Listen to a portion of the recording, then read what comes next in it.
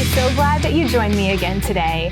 And I'm so excited to have this conversation with my friend Debbie. Now, you may remember Debbie from another episode that we did on her adoption story and just the beautiful story of her adopting her daughter from Russia. If you haven't checked that one out, I encourage you to look back, go on YouTube, Facebook, wherever you can find it, and check that episode out because it's beautiful. But today, we're going to talk about what marriage looks like. And Debbie, you submitted this article, you sent it to me, and you wrote this for her view from home. Mm-hmm. And the title captivated me, What Marriage Looks Like. And I just remember reading the top portion, how beautiful it was. And then I got to the bottom and how chaotic it was. And I'm like, yeah, that's me. I'm in the bottom. So I was so excited that you wanted to come here and share. So thank you for being here. Yeah, thank you for having me. It's wonderful to be back with you. Yes.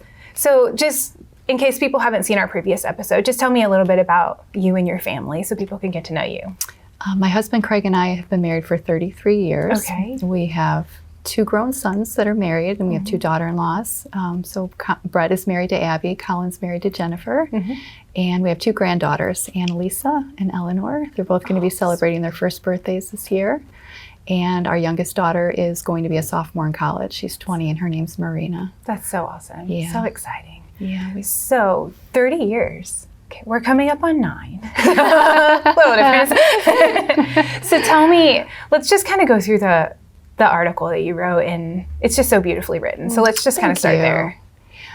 I think when I wrote those words, I remember thinking, we've come so far. And so what marriage, the title of it is What Marriage Looks Like, is so different at 33 years than it is at 9 years or 15 years or 2 years.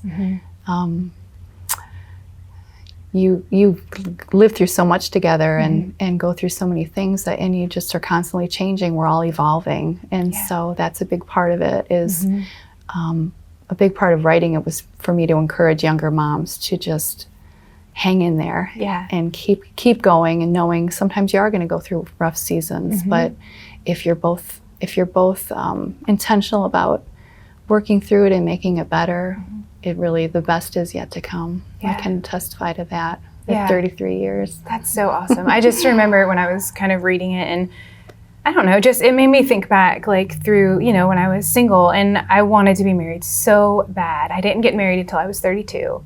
And my best friend and I used to joke that we were husband hunting all the time when we would go out together because we were both older. Most of our friends were married already, having children, and I wanted to be married so badly. And just during those seasons, like thinking about what marriage would look like, and then actually getting to the point and getting married. Some of it, yes, right. But I can see like just through like that newlywed stage and kind of still like really getting to know it, like you live with somebody now. We were joking again the other day. I'm like, if you really just think about it, it's like, here's this person and you're like, I'm going to do this forever with you. I mean, it's like, when you think about it, it kind of is mind-blowing. And it is one of the biggest decisions that we make in our life. And just looking at it like from our newlywed stage, and I look back at our pictures, I'm like, we looked so refreshed and not tired. And then in our season of waiting, just like that period where our friends were having babies. And I do think it affected me more than it affected my husband, Bobby. But just like what marriage looked like through that. And then it really was a big jolt, and I'm so grateful. Like the Lord's timing really is perfect, and I try and encourage any of my friends that are in a waiting season. I'm so grateful for that time that we had married before we had children, because once we had Charlie, like everything changes. And I was not prepared for that. I wish that somebody would have told me that. I wish somebody would have talked. I wish there was more talk about that. Yeah. Everything changes. Right. Physically, emotionally, mentally, everything. Right. And I wasn't prepared for that. Yeah. So I'm so excited that we're having this conversation because me too. My cousin's pregnant right now. And I told her, I said, just take this time, enjoy this time. Like it's wonderful, but it's hard. It is. Right. And I think just like anything, you think you're prepared, or everyone tells you what it's going to be like, and they're really trying to tell you how much it's going to change, but until you really experience it for yourself. Absolutely. I lived that this last year with my daughter-in-laws, where we've talked about that. You can't really truly be prepared until it happens to you. That's true. And I know people have told us, like, you know, during premarital counseling, talk about what kind of parent you're going to be. And I'm like, I have a dog. Like, I have absolutely no idea what kind of parent I'm going to be. You know, like, I really don't know. You could talk about like your upbringing and stuff like that. But there's so many things that I never thought that I would do that I feel like in the last 2.5 years, like I have bribed him with candy. Like, I mean, like I would never do that, but I for sure do that. Right. Like, I mean, We're all the expert. We're the expert parents until we have our own kids, right? Absolutely. Right. And it's so humbling too. And it obviously parenting grows you more than anything, I think. So it really does change you because you have to think of that other person. And it is humbling to realize the way I used to judge other people. Well, now I'm living through this, and it's not easy. Yeah. And you're still in the very early stages. We are. And it's a lot to go. It is. And he's not a great sleeper, so I'm up a lot. So I am tired a lot. And, you know, I was shared with you before we came here this morning, like I have done, it was 5, and I did laundry and changed him because we're potty training. It's not going great.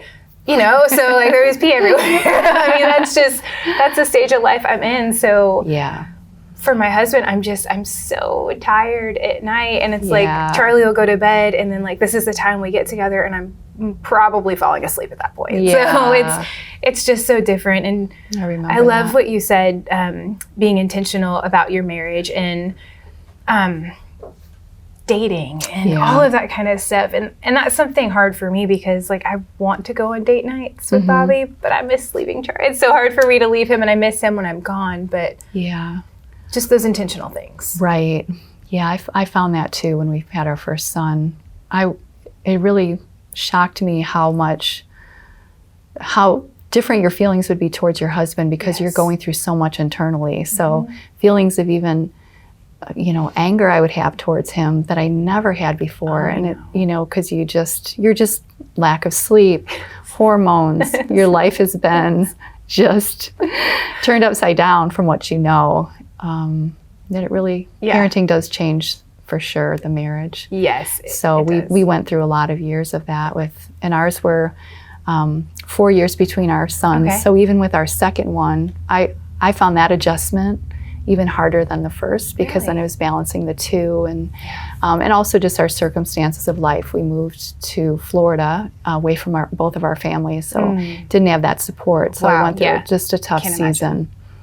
That was hard. And then with the third I was more prepared. Yeah. And I had a little more time because there was 6 years between the second and third. Right. So our older ones could help out. Right. And they were more self-sufficient. Right. You know, at least can like go to the bathroom by themselves and maybe have cereal. Right. Right. a little and bit. You knew they weren't going to hurt themselves if you were in the same room. Gosh, yeah. You're in a season now where, you have to be watching every second. Yeah. But marriage does take a back burner for a lot of years through the parenting years. It really does. And I'm so glad that you pointed out like the anger and the resentment.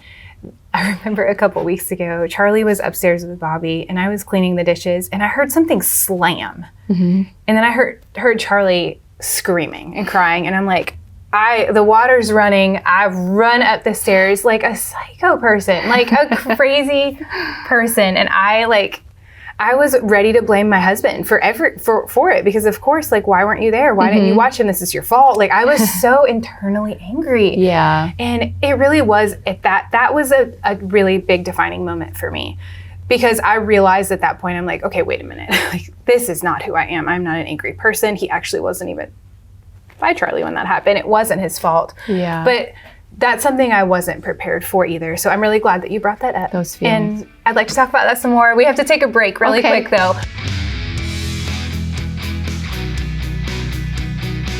Welcome back. We are continuing our conversation with my friend Debbie Prather, and we're talking about what marriage looks like. So we left off in my cruddy moment, right? Where I realized, okay, this is not what I want my marriage to look like. Right. So what are some tips, like what's some points that you can give us? How do we get out of this? I think, unfortunately, it's those hard moments that really can make changes. Yeah. Because you get to the point of saying, I don't want this to happen again. I don't want to be in this pattern. So it's really a matter of being intentional. And I think as women, especially, we can be the leaders of that in our marriage. You know, Proverbs 14:1 says, a wise woman builds her home, a foolish woman tears it down with her own hands. And we can tear down. We set the stage for the tone of our home, the mood, whether we're graceful or forgiving or not. Like you said, that those moments do come up, especially when you might not be agreeing with something as far as how to raise the kids or how much, you know, to allow them screen time or food. I mean, there's just endless things. We tried to always have those conversations out of earshot of the kids. They rarely saw us fighting or disagreeing. You know, they did, of course, we're human. They did sometimes, but mostly so that they knew we were always a united front. Right, on a team. Even if we weren't agreeing at the time. Yes, absolutely. But like I mentioned to you earlier, we went to a marriage retreat called Weekend to Remember through Family Life. And that was a big turning point for us because we came up with a plan instead of just doing the same things over and over and not getting anywhere. Of just that being together, united, intentional about this is how we're going to handle it when we're upset. This is, I'm going to listen to you, you're going to listen to me. Those things that, you know, you don't go into a marriage having those tools. It's just trial and error. So and normally at the start of the marriage, it's a lot of fun. Right. Like it's 7:00, let's go eat dinner somewhere. But that's not even a thought in my mind right now because we can't. Like that's normally when we're trying to get him to at least calm down to go to sleep. So just all of those different things. And I think the being intentional part, and you pointed out like the grace and that in that moment for me where I just like kind of lost myself, I realized that I'm emptying out my grace basically to like everybody else except for my husband. He got no grace at all. Where before he probably is like, what happened to this person? Like, because that's wife. Just not like people would always joke with me and tell me, you have such a mercy gift. You have a mercy gift. And I'm like, I absolutely do not. I'm not sure what happened to it, but it is gone. Maybe it's like lack of sleep or you're just, I mean. Well, parenting does change you. It does. And like you said, emotionally and physically in the way that I like look at myself and you know, it changes everything about you. And so I am often sleepy. And when I'm sleepy, I'm not very full of grace. And just like the thoughts, like being intentional. I love that. That was the biggest epiphany for me was I give my children so much grace constantly and, you know, forgive them immediately for things. But I wasn't doing that for my husband. And that really changed. That really turned a corner for us where I changed my behavior. And I thought to myself, how do I want my sons' wives to treat them?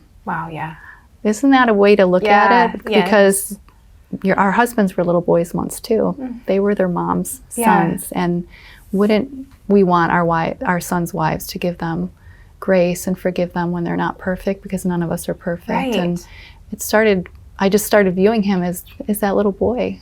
You know, I remember saying to him, I'm not your mom, but I can treat you in that way. I can, you know, baby him sometimes when he needs it or just be more tender and forgiving. But we're all guilty of that with our safe place. Our husbands are our safe place. They're our strength. So they get the worst of us sometimes, unfortunately, but it's not fair to do that all the time. It's so not fair. No, not at all. And that's a great way to look at it. How would I want Charlie's wife?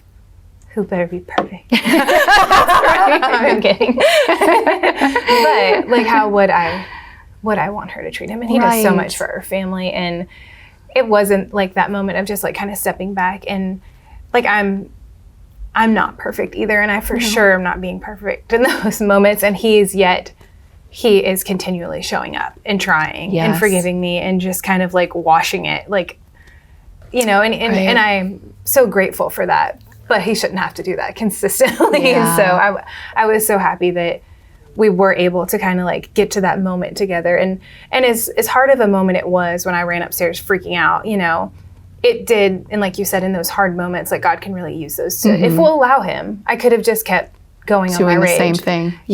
But I did allow him. Like I really feel like he grabbed my heart at that moment. Like in your adoption story, how you felt like he like hit you over the head with a newspaper. That's how I felt that night. Like he's like, okay, this is not who you are. You are not a rage-filled, graceless, angry person. Right. And that is who I was acting like. And it took Bobby about 2 seconds to forgive me. You know, like he did understand and acknowledged the fact that like I do a lot. Just him like acknowledging, like you feeling, because sometimes I think as a mom and in the marriage, like you feel very unseen. Like I'm doing all of these things, like working full time, taking care of the baby, making sure we're all fed, packing lunches, making breakfast, making dinner, like so many things that there's never really a moment for you. And for the first time, I think since we had Charlie, he acknowledged that he saw that, and it changed so much for me too. Right. I just felt like, oh, he sees it. He sees it and he appreciates it. Where before it was like, just like in the grind, and I'm just doing that. And, you know, you can easily almost become roommates. Like it's like tag team. Okay, Bobby's home, I'm going to go shower. You got Charlie. You know, you can become roommates because you're just kind of tag team parenting in that moment. Yeah. So I think we're both very blessed with the husbands that we have that are so rock solid and forgiving in our moments that aren't so graceful. Yes, so absolutely. For women that maybe aren't as fortunate or feel like they're in a different situation, I would say we can, as women, they can be the leaders to teach their husbands and pray.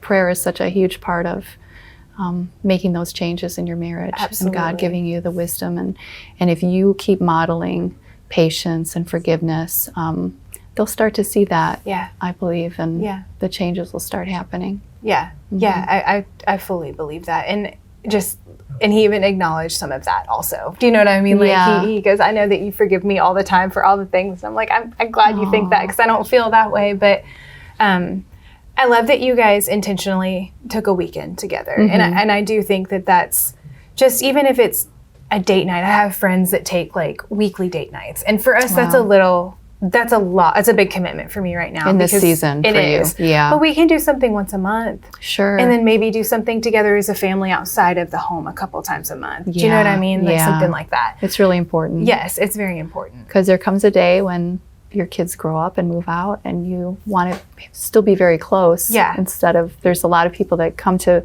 the age of life that I am in my mid-50s, and they look at their spouse and say, I don't know you anymore. Yeah. And I've had those conversations too with just even coworkers and stuff like that now they're empty nesters, and it's like, this is totally different now. Right. You know, now what does this look like? So I do think that investing now, you know, really and pays off. Yeah, absolutely. And we are a team, like you said, and I want Charlie to view us as a team together and not think like, oh, I'm going to go to mom for this and I'm going to go to dad for this, because I can kind of already see that happening, because I am definitely more of the pushover. Bobby's not going to let him get away with stuff, and I'm like, it's fine, he didn't mean it.